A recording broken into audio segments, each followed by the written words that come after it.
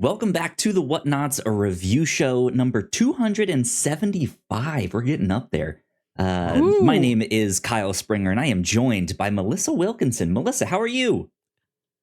I'm doing fine. You just came back from a trip back to Richmond, Virginia. How was that?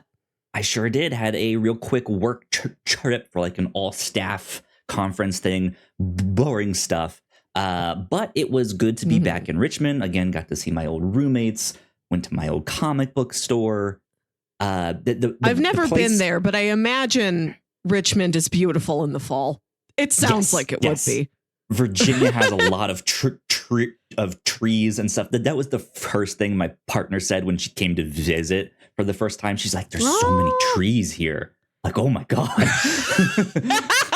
I'm just like, yeah, exactly. But something that I did want to mention on that, we had our conference in the Science Museum, kind of like right behind it. There's like a convention, like a small convention center that's attached to the Science Museum. And I've never been to the Science Museum in Richmond. But it's pretty darn cool. I got to walk through a part of it to get to one of the breakout sessions that I had to go to. And they had a whole section on like sports science and like the science of like the human body and how strong muscles are and like acceleration and force and all that stuff. And one of the exhibits that they had that I really wanted to check out was an air hockey table where you could play against an AI like machine arm and like see if you could beat the computer. And I was like, that's so cool. I want to go check that out. But alas, I could not, which sucked. But I was like, that looks sweet. And then they also had kind of those big pendulums like they have in Lost in the later season where they're like marking the thing. Yeah, I was like, that's awesome. So yeah, good times. I got in late last night, so I have an energy drink to keep me awake and get me through the day. A beautiful pink, a lovely coral. Absolutely. Absolutely. Speaking of, so before we started recording, you were like, oh man, we wore red and green.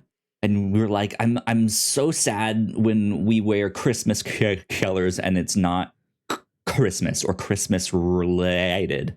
But Melissa, we have serendipitously fallen into something here. The movie that we are talking about this week was released on Christmas Day. In 1998. Yeah, even though it is a horror film, was released on December 25th. I feel like Scream was also... Show me the first Scream, please, Google. The first Scream, I think, was also released, December 20th, 1996. So it's definitely capitalizing on that Scream pattern. That holiday release, yeah. Yeah. Today on the podcast, episode 275, I guess I should do the whole spiel. If you guys don't know, right here on the Whatnauts review show, each week we have a different story to talk about. It could be a movie, an anime, a manga, a comic book, a TV show, all sorts of stuff. We read it, we watch it, we come back here and we talk about it. This week on the show, or this whole month on the show, has been horror month. It's October 2023, and as we traditionally do, we just pack it full of horror movies and comics and TV shows, all that kind of stuff. So this week we are talking about a 1998 sci-fi horror film called The Faculty. This is one that I kind of wanted to bring on the show because we haven't really done any like alien horror, at least in like movie form. And I was kind of looking at all the stuff we've done. Like we've done some vampires, we've done some zombies, we've done this, we've done that. We haven't done aliens. So I was like, we need to do some Not like often. alien abduction stuff or. It's come up from time to time, but yeah, it's typically not part of Halloween. We're going for more traditional Halloween-y things. Yeah. So I was like, let's get some alien abduction kind of something. And so I saw on a lot of like, what are the best like alien horror movies? And The Faculty kept coming up as one, and I was like, this seems cool. We could do that. And then I had the whole thing as I was pitching it last week that like the universe was just telling us that we needed to watch this, because I woke up like last Sunday morning and the first thing I saw on social media was like watching this absolute banger of a movie, and it was the poster to The Faculty. Just some random post, don't know who it was. Some benevolent stranger. Right, yeah. And then in the course of our conversation, we like got on young Elijah Wood and that how he's into a whole bunch of horror stuff. And I was like, yeah, he produced the movie we watched. He produced the movie we watched last week, A Girl Walks Home Alone at Night, among many other producers. Yeah. And I mentioned that he is a big horror guy, and we could do a whole week, if not month, on Elijah Wood horror titles. And then you brought me The Faculty. Yeah, the clear winner, the destined this has one. To be it. Yeah, absolutely. One movie to rule them all. So yeah, we picked The Faculty. That is what we watched this week here. It came out in 1998. It's directed by Robert Rodriguez. The screenplay is by Kevin Williamson, who wrote Scream. Yes, it has a fairly star-studded cast. In this, a lot of people you will recognize, from Elijah Wood to Josh Hartnett to Usher is in this. He has like a side character, all sorts of people, both the like students in the movie and the faculty in this. The titular faculty. John Stewart. I think it's very right. Selma Hayek. I told my older brother, this movie's definitely in his wheelhouse. He would have been like in his he would have been 21 when this movie came out. Sure. Definitely a horror fan. Definitely saw it in theaters.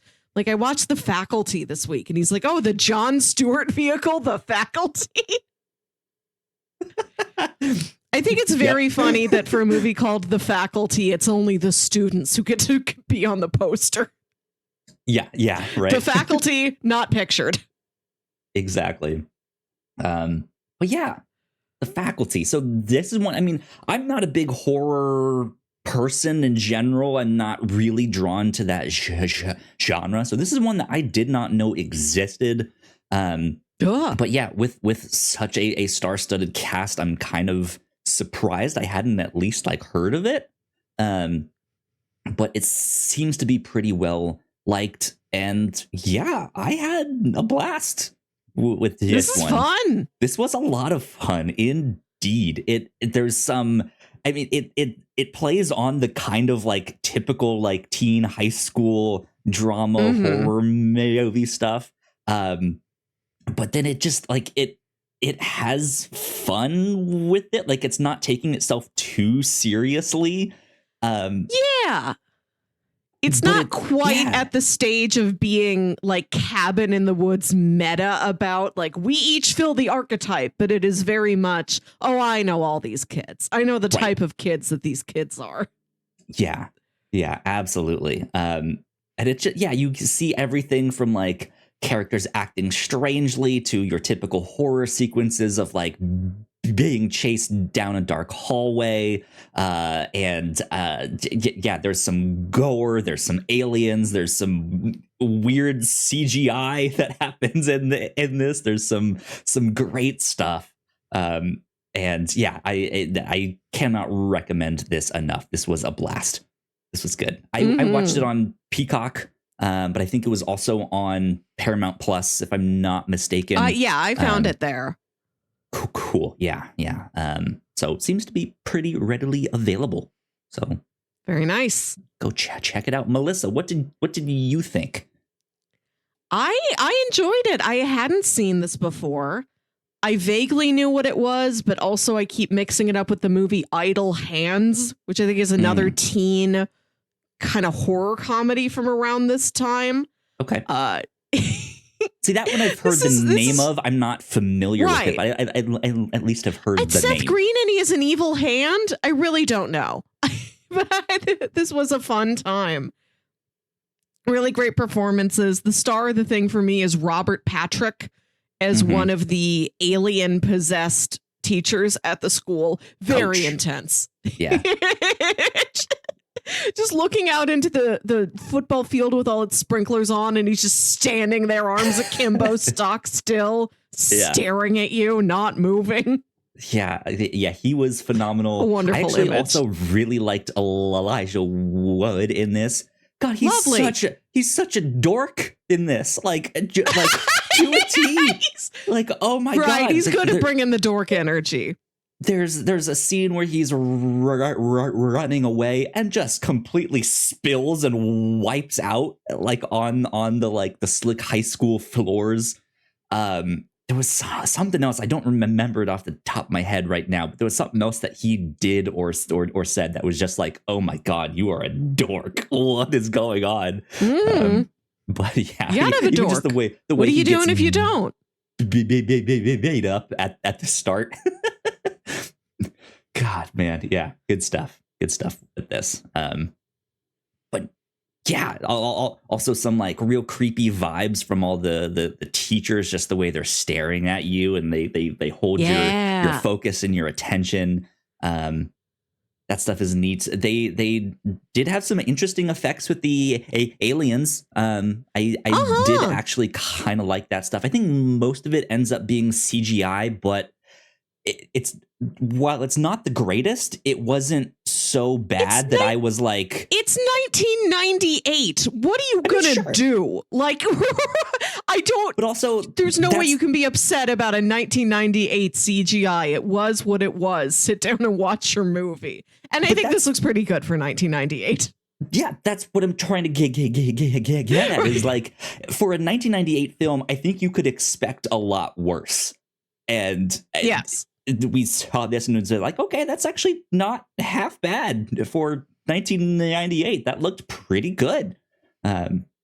So yeah, very enjoyable. This also felt like one you could easily like throw on at a party. There is some nudity in this later on, so not a family friendly Halloween party, but still, there's many more movies for that. Just put on Casper again. Yeah, but yeah, felt like one that you could just put on at a party and would be interesting to watch and just have on in the background, because there's always something happening.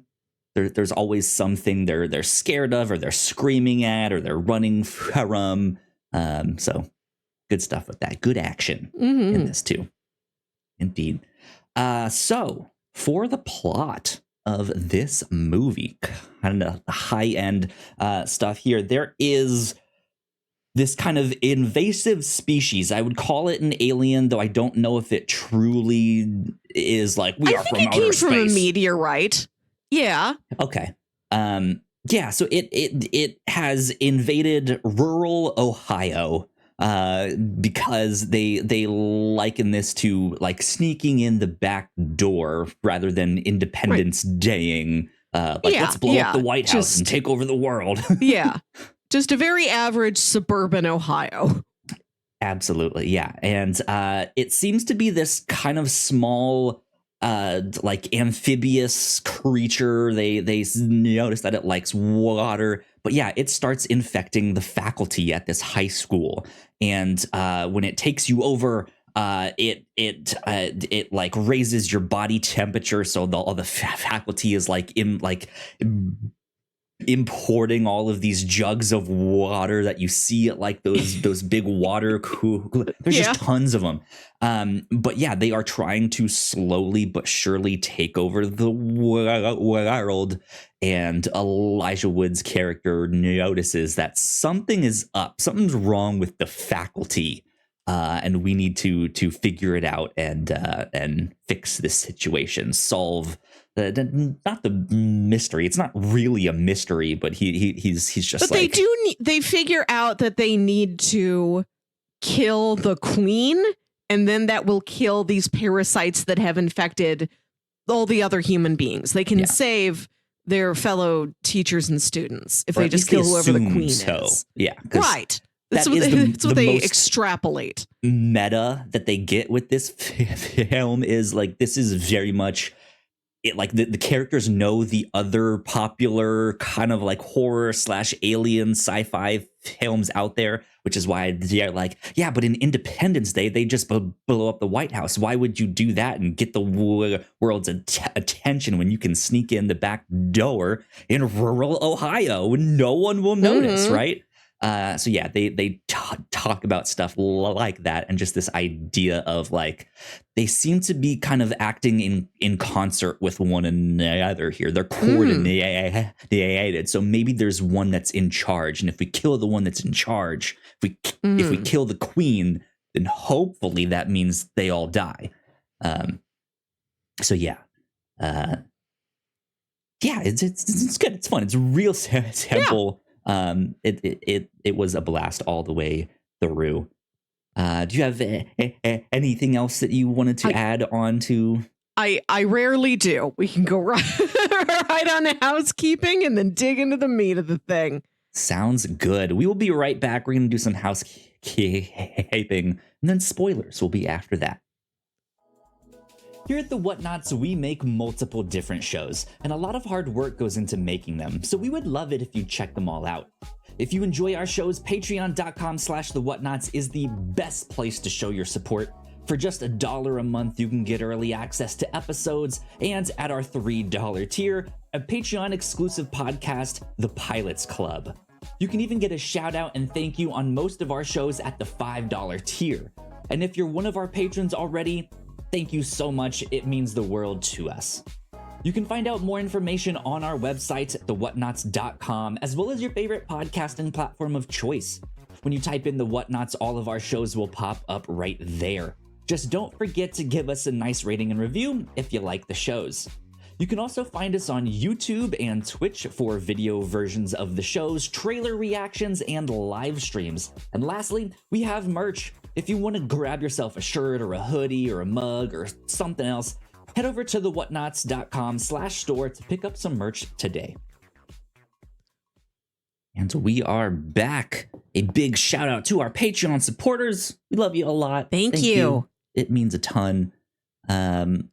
Over on the Pilots Club this month for Horror Month, we got to talk about The Amazing Screw-On Head, which is maybe more of a comedy than it is horror, but it is in Mike Mignola's art style. So think of Hellboy and stuff like that. Yeah, based on a Mike Mignola one-shot. Yeah, absolutely. You guys can go get the graphic novel if you'd like to. But yeah, that was a fun one to talk about. It did not make it to a full show. It was just a pilot episode, but it did eventually get released on DVD. So yeah, it's out there. I think we watched it on YouTube, so you guys can go check it out. We had a lot of fun talking about that. And then right here on the review show, like I said, it's been Horror Month, as we typically do every October. And last week we talked about the vampire movie, A Girl Walks Home Alone at Night.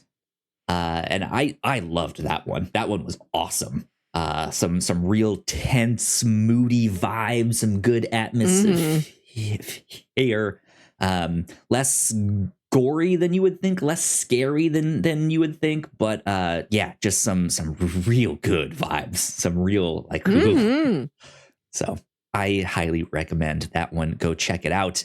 Over on the Captain's Log this past week, we got to catch up on some shows and movies and manga that we've been reading and watching. I mentioned a few thoughts on Ahsoka, as well as Pluto, a manga that I've been checking out. Melissa, you got to talk about Sorcerer, which is... Right. This is, yeah, if you need a good comparison of Wages of Fear and Sorcerer, two different slow, sweaty men driving dangerous trucks movies, I provided that to you. This is the resource the Captain's Log gives to the community. Well, it's relevant to us because we did cover the Wages of Fear here on the review show a few months ago. So I pitched all sweaty movies and we ended up watching that. And then after seeing Sorcerer, I think that's the sweatier of the two versions of this movie. Oh, wow. Right. Okay. There's even more sweat awaiting you. There you go. Yeah. So yeah, we got to talk about that. We got to talk about the kind of Marvel TV news, the shakeup that's happening over there. And some funky stuff that the F1 camera guy is doing on Max Verstappen's pit stops. So go check that stuff out. We have fun over on the Captain's Log.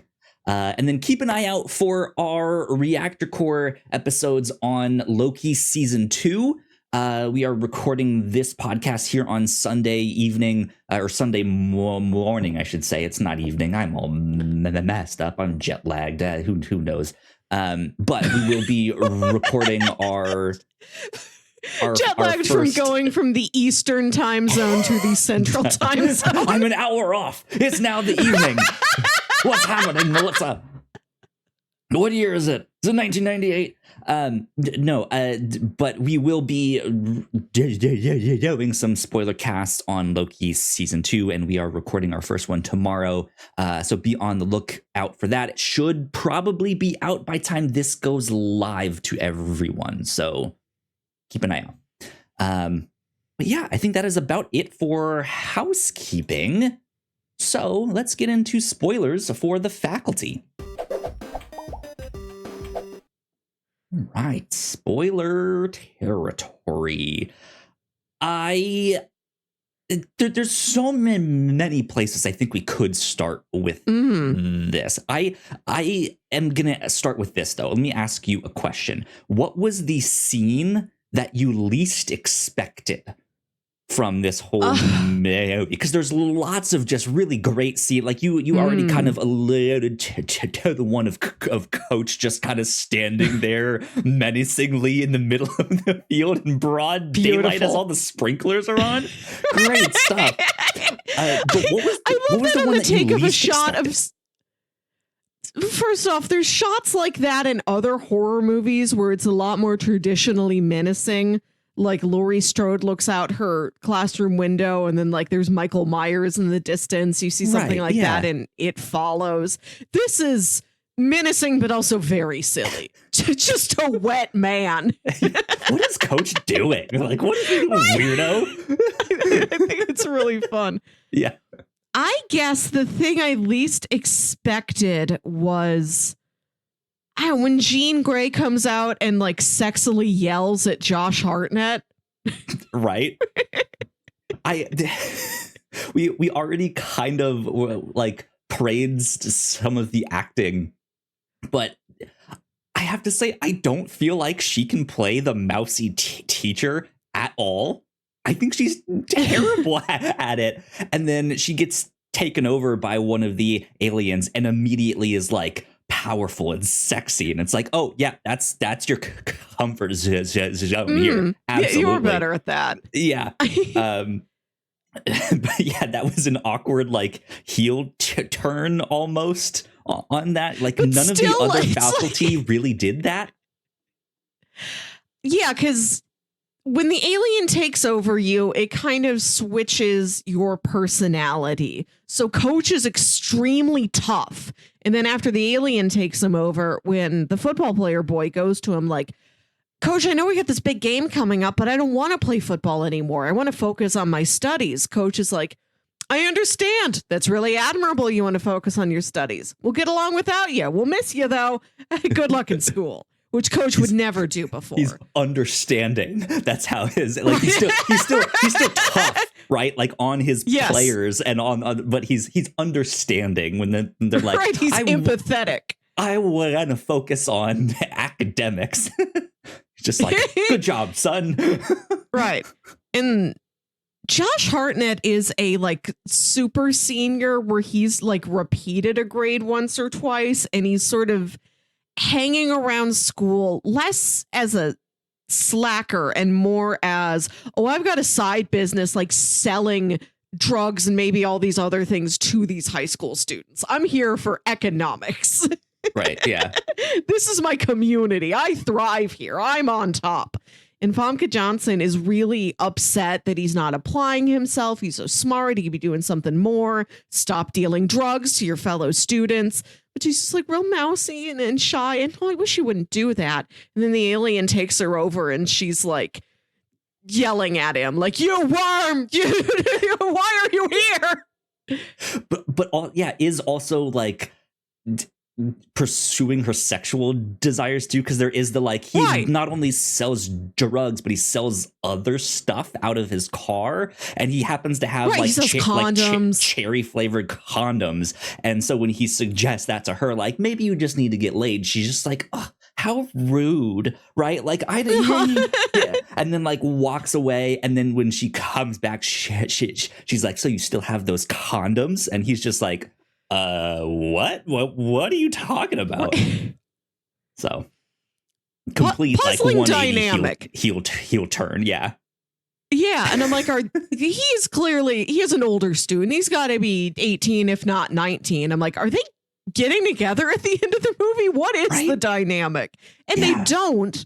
At the end of the movie, when now he's playing on the football team, you see her in the stands. What? Not a game. She's just watching practice. She's the one person in the stands. And it seems like she's there for pure reasons. Just like, oh, I was really hoping you would kind of get your life together. Now you've got something to focus on that isn't crime. I'm proud of you. I am on your side. I'm here to cheer you on. Feel flirty, but I could see that there might be a version of the movie that would be that. Yeah, glad it isn't. Or like, hey, like once you actually graduate, then let's talk, since you are a little bit older. But it was something that didn't happen in this at all.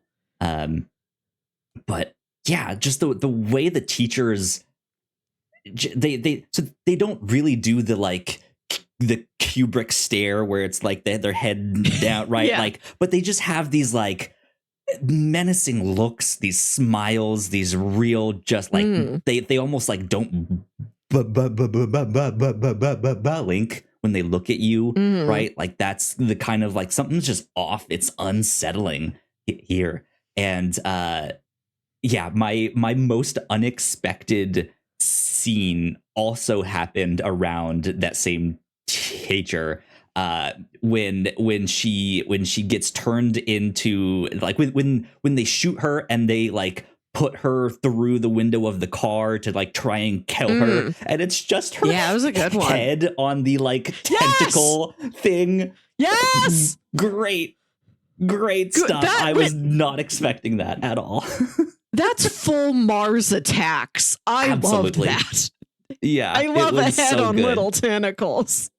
Yeah, like Groot does it in Guardians 3. You almost don't expect a scene like that, because these like you expect like, okay, once they've taken over someone, maybe they're so entrenched in their body that when like like a person's head gets severed off, like it also kills the thing inside it, or I don't know, like if oxygen hits it when it's an adult, like it doesn't like that. Like you'd expect there to be something like that, or just to have like a shorter lifespan or something. But no, it's like, no, I've matured, and now you chopped off the head, and now there's tentacles inside the human, right? And then we get to see the full version of that later on when we find out who the queen is. And we get to see the big old tentacle monster after that. which was kind of wild to see. It's not Cthulhu like. It is this like sea creature like, though, right? I'm not even sure what you would describe it as. More, it's not octopus. Like, it's not like that. It's got tentacles. Just this tentacle monster, multiple rows of tentacles. I don't know. You've Google, look it up. Look up tentacles on your own time. Whatever you want to do with that. Just right. So yeah, that was my like, most unexpected scene. I want to talk about our different types of teens we've got. Elijah Wood is pretty standard dork. He's very Peter Parker if he never got bit by a spider. Yes, he is absolutely. the cameraman. He's the photographer. You see me putting my hands up in front of my eyes like I'm clicking a shutter. So you understand he's a photographer. You're clicking both of your hands, not like a shutter, which would just be that one finger to hit the button, but like a crab. It's like my eyes are eating a burger. He's a photographer. He's the sweet little nerdy boy. He gets beat up by other kids. Standard. And you have Josh Hartnett, who is a little bit of a turn on the guy who's been there too long, because he's not like a slacker or a perv. He's like a drug dealer. He's an entrepreneur. Yes. Yeah. He makes his own drugs in addition to dealing them. That is a Josh Hartnett exclusive. These drugs he makes, and it's like a powder that you snort. Like he is very smart. Fail because he like right. doesn't understand the like he can answer this stuff, and when they're trying to figure out even the alien, he's the one that when the big science teacher says like it's some big science word, and they're like, what does that mean? He's like, it means this. Like he knows exactly what it is, just understands it. So yeah, it's not that he's like failing his classes because he just can't understand it or can't do it. He doesn't care, and he's like, if I stay here for business, look at all this money I can make from these underclassmen. Yeah. So he's a bit of a twist. You've got, I forget everybody's name. I watched this movie like literally Sunday night after we decided it was the next movie. So if I watch a movie too early, the names will leach out of my head.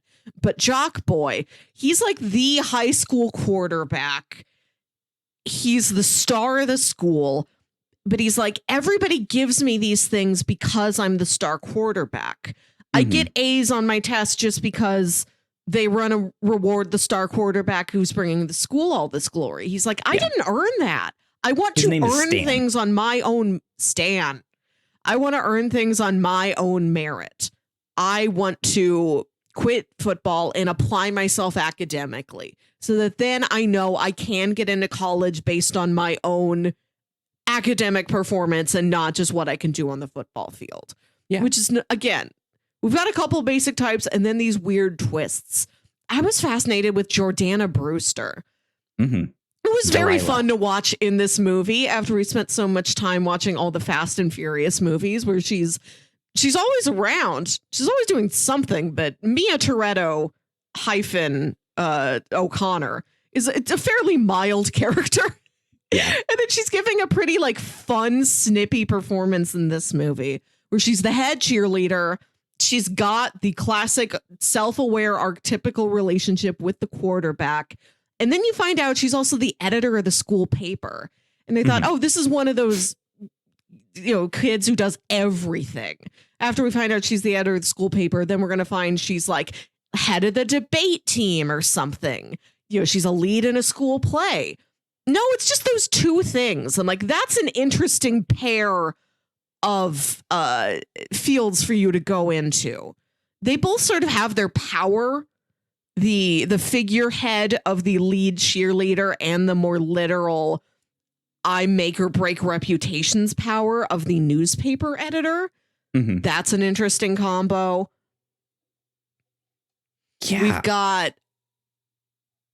Clea Duvall, who is this goth girl with like the stickiest looking hair I've ever seen. it's like I poured an entire thing of gel into my hair. If you touched it, it's either extremely hard, crunchy or spiky. extremely sticky, but it's not a natural texture. And she's this outcast, and they say that she's a lesbian, and then you find out she isn't, but she was lying about it, or maybe just letting people believe that to sort of further purposefully ostracize herself, because she's like, I don't want to deal with any of you. And then you find out she's always had a crush on Stan, and you imagine she's like, oh, Stan is with Delilah. That's Jordana Brewster. I'm never going to have a chance at him. Why not let people believe I'm a lesbian? That'll explain why I'm never with any guys, because the only guy I want, I can't have. And maybe the school is small enough that I will never encounter a literal lesbian anywhere. That was odd. Yeah. And then it's interesting, though, because, like they at the end of the movie, they also subvert the trope of the like, and the guy gets the girl. They have that. But it's not the like, and the pretty girl meets up with the quarterback and they restart their relationship. It's the dork. It's Elijah Wood is now with Jordana Brewster, and Clea Duvall's character Stokely is now with the quarterback, even though she was the like goth butch. Everyone thinks she's a lesbian, but now she's not. Stuff like that. She has nice clean hair at the end of the movie. That was a relief. So you have these two flip-flopped couples. And that's another thing when like Josh Hartnett looks at Famke Johnson watching him from the bleachers. I'm like, is that also a couple? What is this? Right. Yeah. Something else that I wanted to point out that I thought was interesting. There's this recurring couple that happens. You see them twice. At the start of the movie, where the girl is so mad at her boyfriend, just screaming "fuck you," blah blah, and like smacking him and hitting him, and he's just like, "I'm sorry, I didn't mean to." Like, blah blah. Right, we have no idea what he did. They're just constant. No she idea. is like that's just something that's happening. Hitting him with a trapper keeper. And then at the like later on in the movie, you see them again, and he has obviously been taken over by one of these aliens, where she is still just like, "Fuck you! I can't believe you did this!" Blah blah. And he's just sitting there, straight faced, just taking it like a statue. And she's just like, "Why aren't you reacting?" Like blah blah. The girl, who is credited as the FU girl, is Summer Phoenix, the youngest Phoenix sibling to like Joaquin Phoenix, and that whole family. The late so River. I just thought that was interesting. That fun. That's the younger sister of some actors that you probably know. Right. Now, if you want to watch an alien horror movie featuring a phoenix, Signs isn't your only option. Yes, exactly. Good stuff. But yeah, like we have a good group of kids here, and I like that they both fit the role of their stereotype, but then are also actively trying to subvert it. Yes. Which I think makes the movie that much more interesting. Right. If this was just your stereotypical stuff, it would be an okay film. It'd be fun, but I think it'd be that much more forgettable if it was just like, okay, this was pretty cut and dry. Like I knew what this was going in, and it stayed in the same place going out. But I think, that's what makes it so interesting, is like you think it's one thing and then you're like, oh, but now they're doing this thing, or they're commenting on this kind of trope or this relationship. And that's not how it always goes in every high school or something like that. So yeah, makes it fun. Makes it fun to watch. About two of the other teens. First off, I was expecting a lot more Usher than we ended up getting. I was too. Yeah. We're very light on Usher here. And then the new girl, the very cutesy, soft, sweet Southern girl. She is brand new at the school, so she sits down at Stokely's table, not knowing who Stokely is, just seeing another singular person, and she's like, "Oh, I don't have any friends here yet either. It seems like you don't. We'll be each other's friends." And Stokely resists her, and I like that we have several scenes between those two. It's ultimately revealed that the new girl, of course, is the alien queen. Doesn't that make sense the whole time? But before we get that reveal, I like the angle of, no, I sincerely do want to be your friend. I see that you are resisting me, but I like you. I like you. I find you're interesting. I want you to have a friend. I think this purposeful ostracization is bad for you. Let's be friends. Like, is that the relationship we're going to get? Because I think you see her like look at one of the guys when she first gets there, but then all of her scenes are with Stokely. I'm like, this is one of the key romances of the movie, is these two girls. No, one's an alien and one kisses a football player. I guess technically they both end up kissing a football player when Josh Hartnett's character ends up playing football that next year. Because, she does end up making out with Josh Hartnett's character. But yeah, that also then begs the question of, if everyone else has had a personality change, what was her personality beforehand? Like, would she have... Or maybe, if she's the queen, maybe she is immune to this. Maybe she's like, I am always purposefully myself. Maybe this was in the movie and I've forgotten since then. Maybe she's like, I have taken a human form, but like, I invented this whole story. I'm really alien queen, whereas my little worms took over everybody else at the school and they're still pretending to be Selma Hayek or whatever. I like Selma Hayek.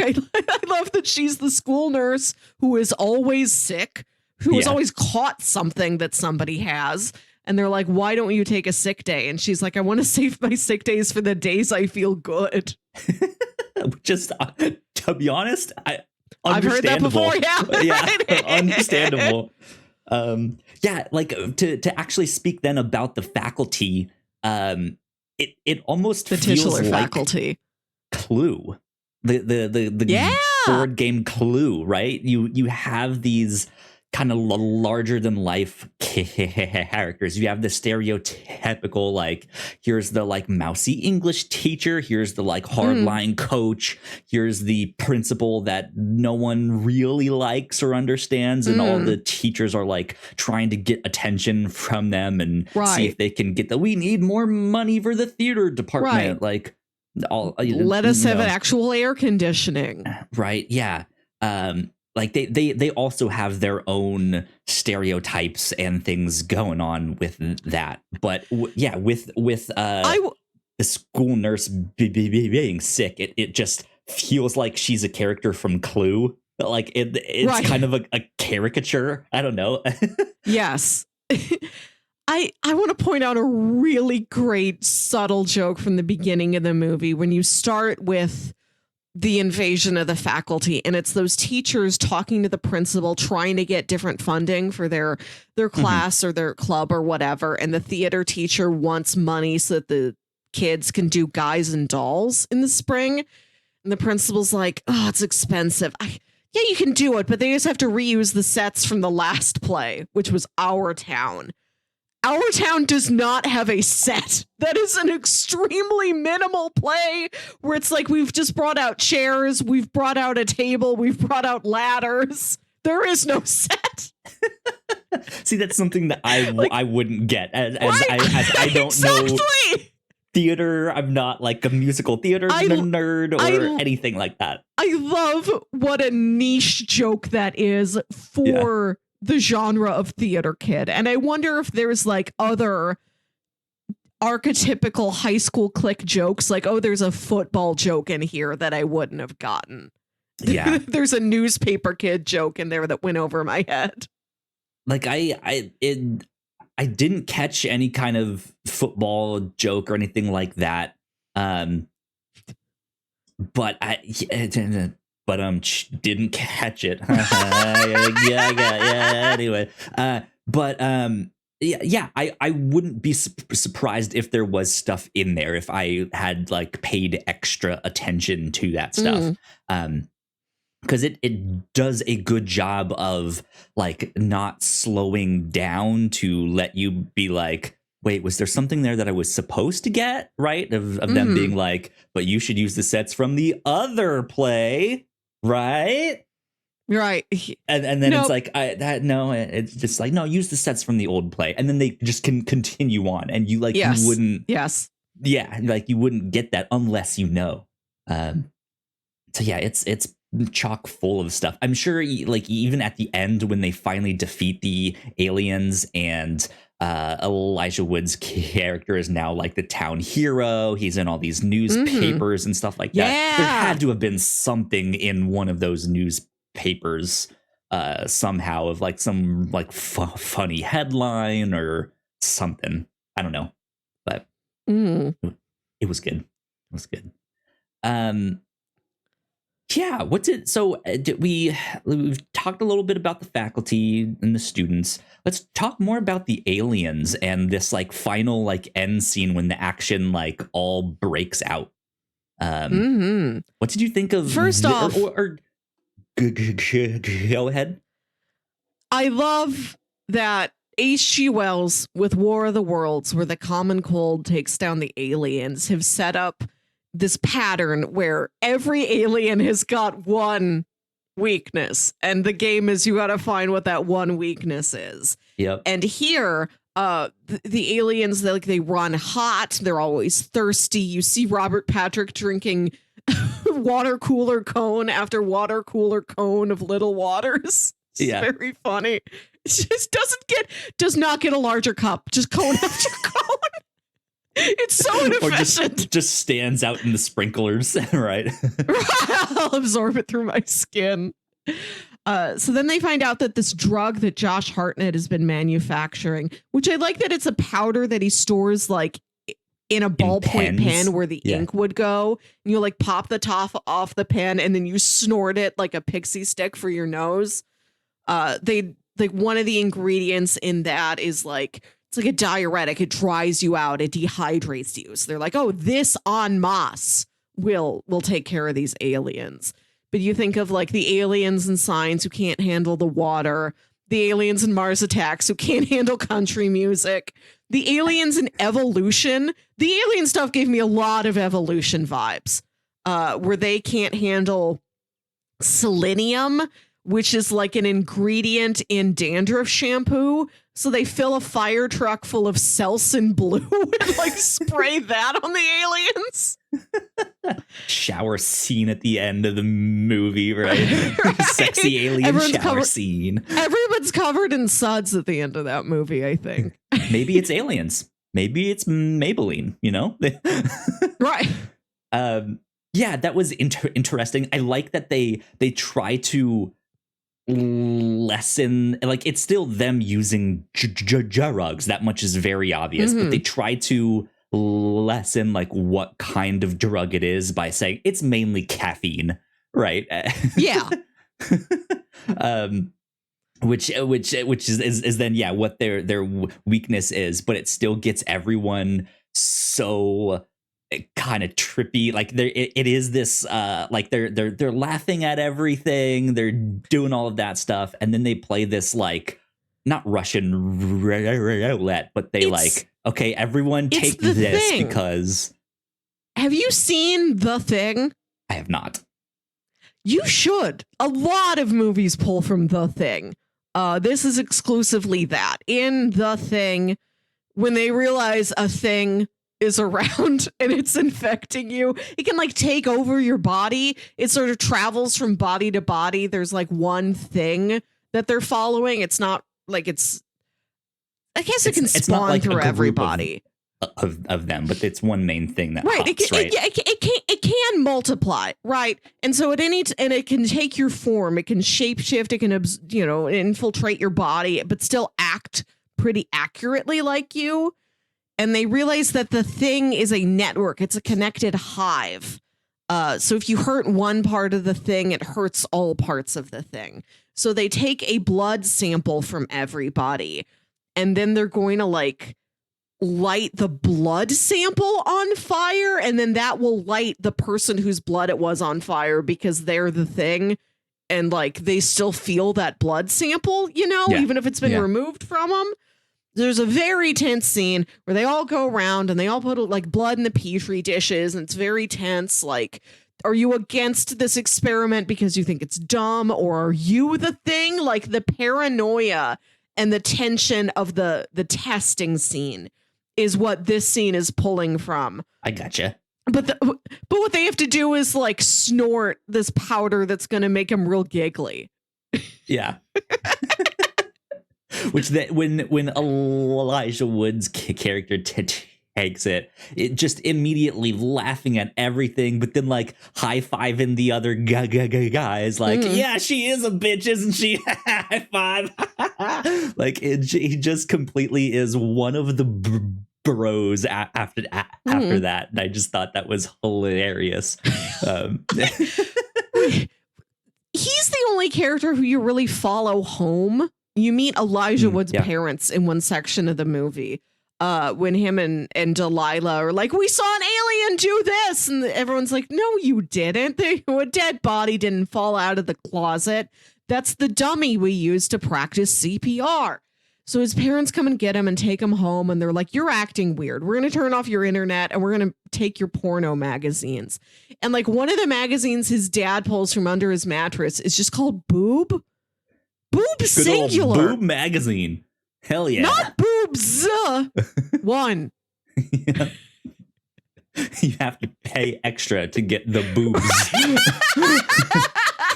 You can get one. We can't get both. Only one. Yes, but they do this scene, and eventually we flash back to the same scene when it's revealed that what was her name, the little southern girl, Mary Beth Louise Hutchinson. She says it several times. Yeah. She it's revealed that even though it looks like she took it, she didn't. That when she sticks it up to her nose, she has these like nostril eyelid things that like close her nose, and then with her pinky she like snapped off the bottoms what actually like fell out onto her lap, and no one noticed. The whole thing was kind of ridiculous. I liked this dumb idea of she has these like nostril flaps that can like come down and block her nose, and no one will ever know.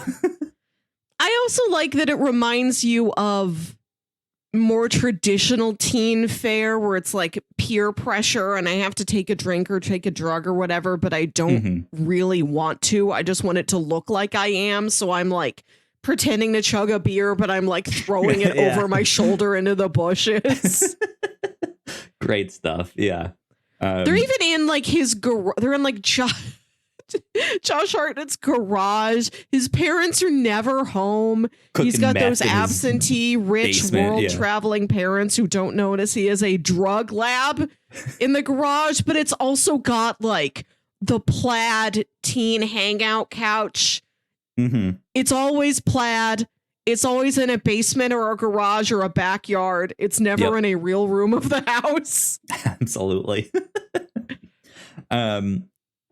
Yeah, so they like it is revealed that like, well, maybe because you don't want to take it, you're the alien, all that stuff. And we find out that it is Mary Beth. And that they were kind of right all along with what they were suspicious about her, of like, you showed up at the same time this infestation started.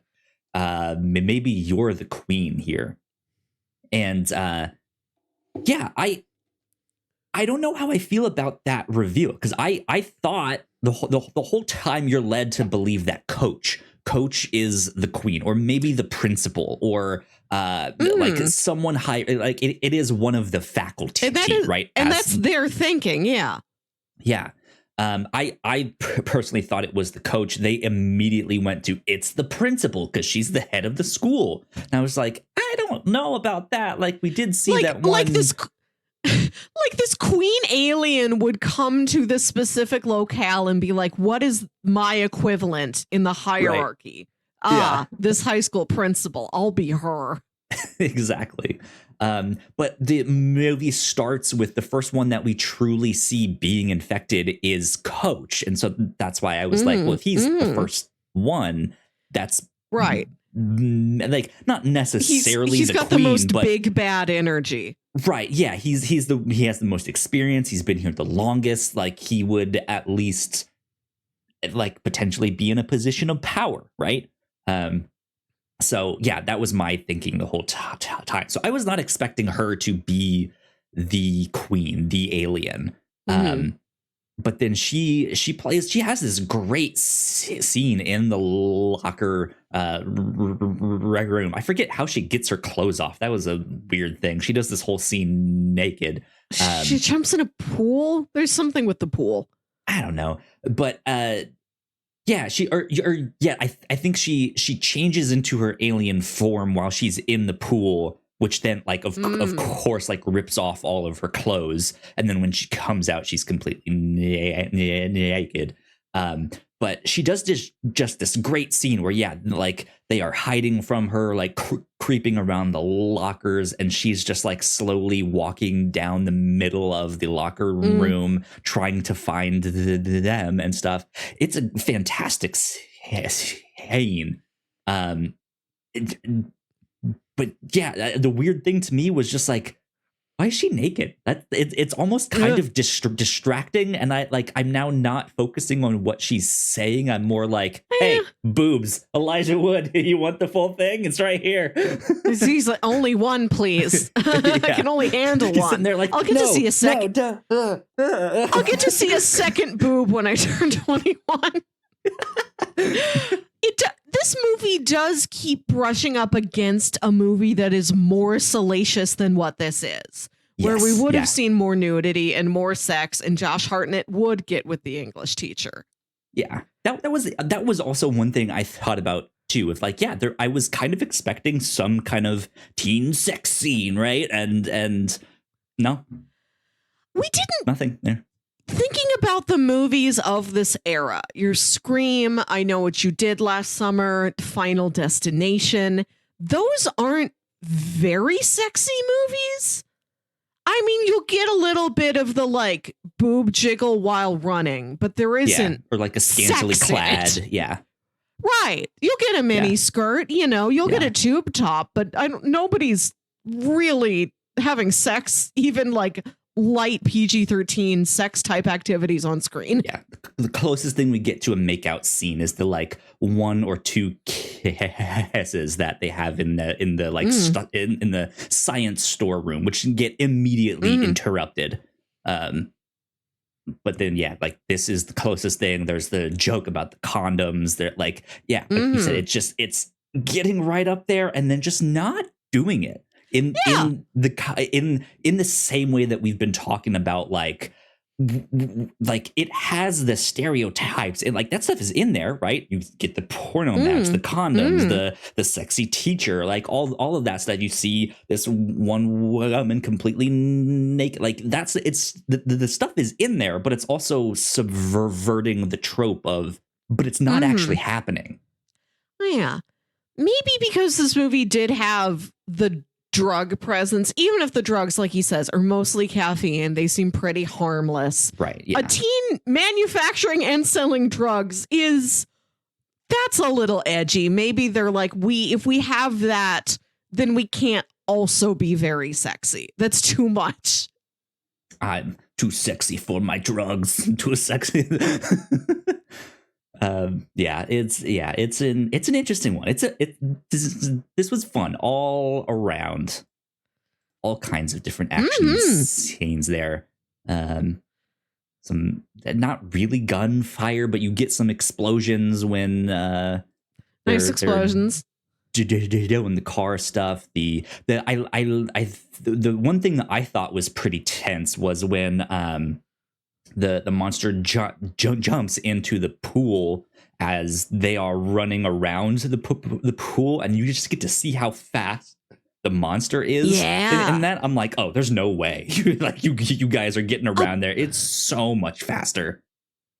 A pool is always scary, thanks to that one episode of Are You Afraid of the Dark?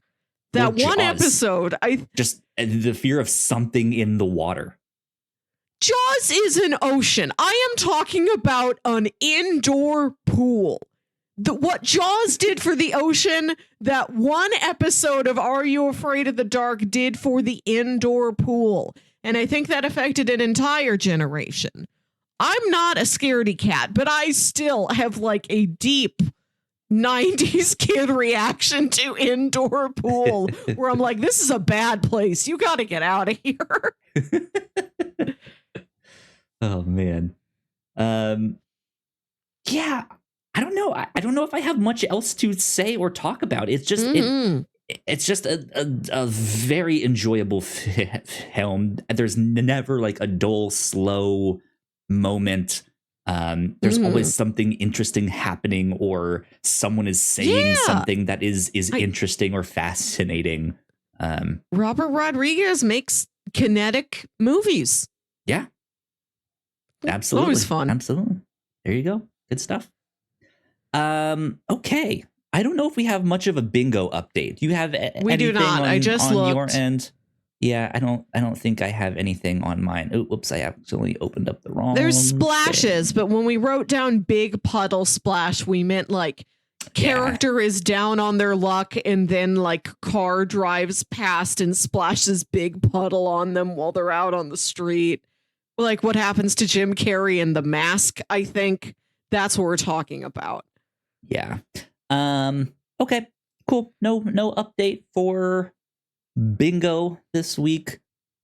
It is always tough towards the. I mean, it's been tough for our sheets for a while. We've been dry. We've been pretty dry on these ones here. But recommendations, Melissa, what would you recommend for people who enjoyed this? I've already mentioned a lot of it. For this sort of late 90s period of fun teen horror. Scream I love most of all. My roommate got me a sassy ghost face pillow you can see on my bed back there for my birthday. The screams are very fun, much more meta, much more self-aware. They are about being in a horror movie. They're not like Deadpool meta, but like when somebody starts killing all the somebody starts murdering people in the area, the kid who works at Blockbuster is like, all right, looks like we're in a slasher movie now, so we got to play by slasher movie rules. This is what you do. And then in the second movie where there's kills again, he's like, now we're playing by slasher movie sequel rules. And every subsequent movie is like, we must be in this type of story. This is how that type of narrative goes. So each of the 6 movies in the Scream series so far get to feel very specific in that way. I think it's a very consistent series, but also each movie has its own thing to say that none of the other movies could. They're all about its role in the franchise. Gotcha. I really love Screams. I Know What You Did Last Summer. I've only seen the first one of those, but that's also fun. And Final Destination. I watched the first of those last year. Just preposterous. Just watching the Rube Goldberg machinations of how all of these people get killed, where like a wire sparks and a thing falls over, and like a chicken lays an egg, and then the cage drops on the mouse. It's all that stuff. It's both very tense, but also very silly. I like the two feelings that a Final Destination holds. Cool. For alien stuff, I already mentioned Mars Attacks and Evolution. I got a lot of Evolution vibes off of this movie. On a more serious note, I told you recently on an episode of The Captain's Log that I watched this alien abduction movie from earlier in the 90s called Fire in the Sky. That also stars Robert Patrick. That one is much more serious. It's pretty much a small town drama where the small group of guys working like a logging job go out into the woods. They work for the day. On the drive home, they see a mysterious light, a fire in the sky, if you will. One of the guys gets abducted. When the other guys go back to like try and find him, and they're like, our friend is missing. We say that this happened. Everybody's like, there's no way that happened. You must be lying. You murdered him. Maybe he died by accident and you're covering it up, but we definitely don't trust you. So it's more about the remaining non-abducted guys trying to survive just trying to find their friend and get the rest of the town off their back and trying to do anything they can to not seem like the culprits. Mm-hmm. But then finally, spoiler, the guy does come back. And then you have this final set piece where he remembers everything he saw in the spaceship. And that's stunning. That's why people are talking about fire in the sky like 30 years later. But Robert Patrick's very good in that. If you want to see him in a more dramatic role and not him standing out in a pile of sprinklers. Cool. I also want to recommend another Robert Rodriguez movie. Have you ever seen From Dusk Till Dawn? I don't think so. This is fascinating. This is definitely a movie that has like a turn halfway through, where at the beginning of the movie, you have no idea what it's going to be an hour from now. This is directed by Robert Rodriguez. It's written by Quentin Tarantino.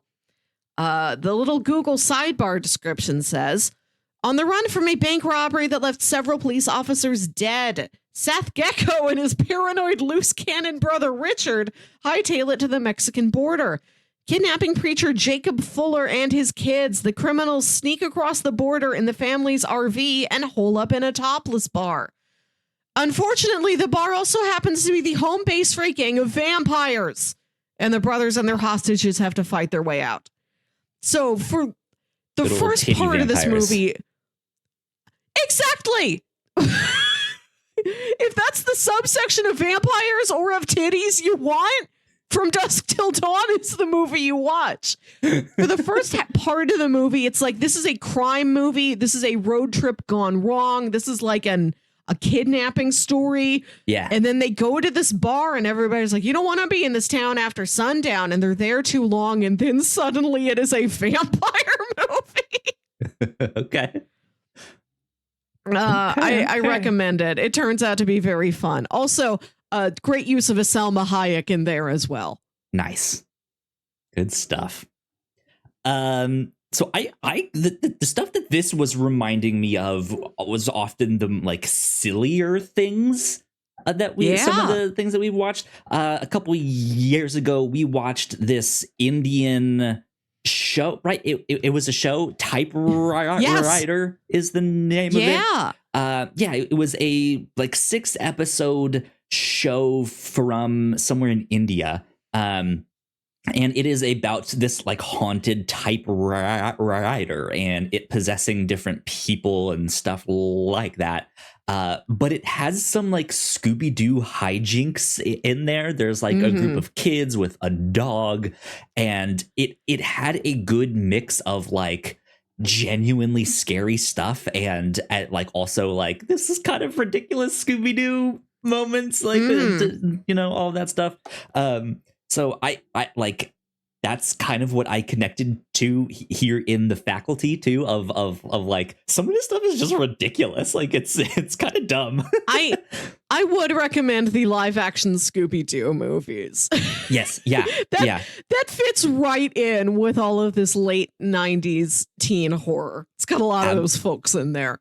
Absolutely. So we got to talk about Typewriter on episode 129 of the review show. And then speaking of Scooby-Doo, Scooby-Doo Mystery Incorporated, one that we often recommend here on the show. We did that a long time ago in episode 25. We got to talk about season 1. And yeah, that show did a great job of like exploring the town and the town having a history and a larger mystery to it. So it was not just a like, we solved the why the theme park is haunted in a single episode, right? There is a bigger, larger mystery that's happening there. But yeah, it just has that like goofy teen hijinks in there too. That one, obviously, the Scooby-Doo being a lot more kid friendly. Some good stuff with that. I'm even trying to think of like different comics I've read. I would say Something Is Killing the Children would be an interesting recommendation. It's not so much like the Invasion of the Body Snatchers type of thing there, but it has to do with like secret societies and monsters. But there is kind of within the secret societies, there is like drama between the different factions in all of that stuff. So I wouldn't necessarily say teen drama, but just this idea of like a small town being affected by this thing that is like slowly invading or hunting. Go check out Something Is Killing the Children. But yeah, you already mentioned Scream. From Boy God, I know that would be a good match. I mentioned Invasion of the Body Snatchers, which is what they kind of compared their situation to. So any kind of movies like that where it's like someone is not who they say they are. One of us is an alien, or one of us has been taken over by, right? That kind of stuff would definitely well. The Thing. Yeah. I think you should definitely watch The Thing. That's one of the big pillars. There's also early on in the X-Files run, like episode 9 of X-Files is an episode called Ice that is very much a Thing homage, where there is an alien parasite that is loose in an Antarctic research base. I saw that before I ever saw The Thing. I saw The Thing. I'm like, this is that episode of X-Files. But in that episode of X-Files, they also like have a little worm in a tank and they watch it wiggle around. And that scene in this movie reminded me very much of that one X-Files. Oh, yeah. Indeed. Good stuff. I think those are some great recommendations there. Big variety of directions you can go in. Absolutely. Melissa, it is your turn to do some pitches. All right. So we've already done 2 movies this October month. We've done a comic. We know we're going to close out the month with a comic, reading several more volumes of Hellboy, as we have been doing every month. So to break up the formatting a little bit, I've got 2 TV series and 1 audio fiction podcast. Cool. Pitch number 1. You mention it all the time. It's a frequent Kyle recommendation, and I still haven't seen it. This is Mindhunter. Yeah. This is on Netflix. It is 10 episodes long, and I was delighted to find that the 10 episodes weren't like full hours. Not to say, oh boy, there's less of the show, but that is frequently something that'll hold me back from pitching a show, is when it's like, that would dominate my entire week. I don't know if I have time for that. Right. To watch it an entire week. But this had some that are longer, some that are more at like the 30-minute mark. Like it seems a manageable length, Mindhunter. So that in particular, I am excited about. Catching a criminal often requires the authorities to get inside the villain's mind to figure out how he thinks. That's the job of FBI agents Holden Ford and Bill Tench. They attempt to understand and catch serial killers by studying their damaged psyches. Along the way, the agents pioneer the development of modern serial killer profiling. I particularly want to watch the show because it is executive produced and I think directed in whole or in part by David Fincher. David Fincher is the current director's filmography that my beloved film podcast Blank Check is covering right now. So I've been watching a lot of Finchers. I'm going to watch more. I figured I might as well complete the set and throw Mindhunter in there. This is not one to skip out on. Yeah. Okay. Pitch number 2. This is a TV show I love. I haven't seen it in a while. I keep meaning to throw it into a set of pitches here on the review show. Maybe I have before once in the past, but this week I pitched you Garth Marenghi's Dark Place. This is a 6-episode show you can find on Pluto and Peacock. This is a very, very silly British show. This show within a show is a parody of 80s horror television and part soap opera. Garth Marenghi is a fictional horror author making a TV show with his manager, Dean. Set at Dark Place Hospital, Garth plays Dr. Douglas, who always carries a gun and tries to solve supernatural mysteries.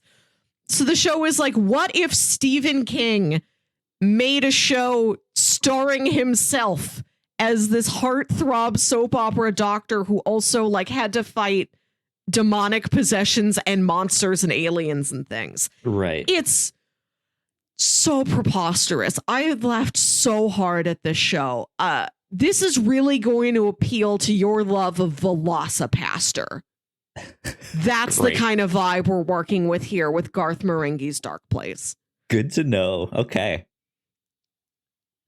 And pitch number 3, the audio fiction podcast. This I know I've pitched several times before. This is the anthology Twilight Zone-y type series, Uncanny County. Yeah. Uncanny County describes itself as mystical truck drivers, robots gone haywire, killer clown demons, and pie. So much pie. This quirky, darkly comic, Southwestern flavored anthology brings you a new paranormal audio play every month. When it was running, I don't think it's been updated in like 3 years. Sit back, open your ears, and hold on tight, because you're about to take a quick detour through Uncanny County. Like I said, this is sort of Twilight Zone-y, standalone stories, not kind of spooky, but not scary, kind of darkly comedic, like it says. Season 1 is 12 episodes. The longest of those is only like 35 minutes long. Cool.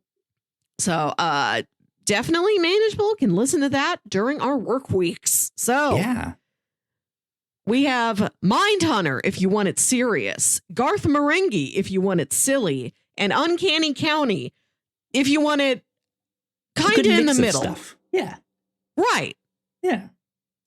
I have always heard some great things about Uncanny County. Back when like audio dramas kind of got their first big resurgence, that this was one of the ones out there that was like, you need to listen to this one. I've never heard of this Garth Marenghi's thing. That sounds fascinating, but I think you have to go for Mindhunter. Okay. I was planning on watching it anyway. It's fascinating because I would actually describe it more as a crime show than a horror show. But I figured it was gnarly enough that we could throw it into the Halloween month. Yes. Absolutely. There is. I mean, it's a show about serial killers. Right. And that is a horror trope of just like, let's watch a serial killer movie. Right. Right. I figured we've done like vampires and zombies and aliens and demons. I'm like, let's do plain old non-supernatural, non-paranormal human scary stuff. Yeah. So yeah, this is much more a crime show, but David Fincher as a director is just incredible at like setting the tone and the atmosphere and just making it creepy and unsettling. And I haven't seen this, but I love Zodiac. Yeah. I also have to say it is wild that a show looks this good. In the same way that you would expect his movies to be like moody and cinematic and stuff, like this has a vibe and it looks great. Nice. So, and since we also watched the first season of True Detective not too long ago, I think this would also be a good one to punch. Right. Follow up from True Detective, from Hannibal, from Fringe, even. Yep. You frequently mentioned Anna Torv's performance in Mindhunter when we were talking about Fringe. Yep, absolutely. So we should watch this. Mindhunter Season 1. There's actually 2 seasons of Mindhunter. Did not get renewed for a third, which is just a tragedy. That's the true crime. Right. Yeah, that is a true crime indeed. Season 2 is also very, very good. That one focuses more on the Atlanta murders that happened, I guess, I don't remember, like 80s? Well, where's Early season 80s, one? Is it a specific place? I think it's like late 70s, early 80s. It's said it's place. FBI, so it's they're. I said place. I think they're in what's the God fuck I should know. Quantico? What's the place in, yeah, I think they're in Quantico, Virginia. Your neighbors. I should know what I've driven past there a lot. So this is me being an X-Files kid, is that I have absorbed the name of many DC area surrounding towns in Virginia and Maryland. The Mulder and Scully were always going out there. Yep. To see Hannibal go to Wolf Trap, and I've been like, hey, I've been there. Right. So cool. Good stuff. Yeah, we will do that for next week. I'm excited to talk about that because it is such a good show. It is a favorite of mine. So yeah, good stuff. Good stuff with that. Mm-hmm. Melissa, where can the people find you on the internet? Just recently set it up. Haven't done much with it yet, but you can find me on Letterboxd at Wilkywit, WILKYWIT. Fun fact, I actually saw this morning that today is their 12th year anniversary of them relaunching Letterboxd. Big kid. Yeah, indeed. Yeah, if you guys want to stay up to date with me, I am at Yo Kyle Springer on most of the social media places. If you'd like to stay up to date with all of the stuff that we do here at the Whatnauts, we are at the Whatnauts on most of the social media places, and then we are at the Whatnauts official on Threads. If you liked this, go like, share, subscribe, go check out more of our YouTube videos right over here. Thanks for checking this out. This has been number 275 of the Whatnauts review show. We will see you all next time. Bye. Bye.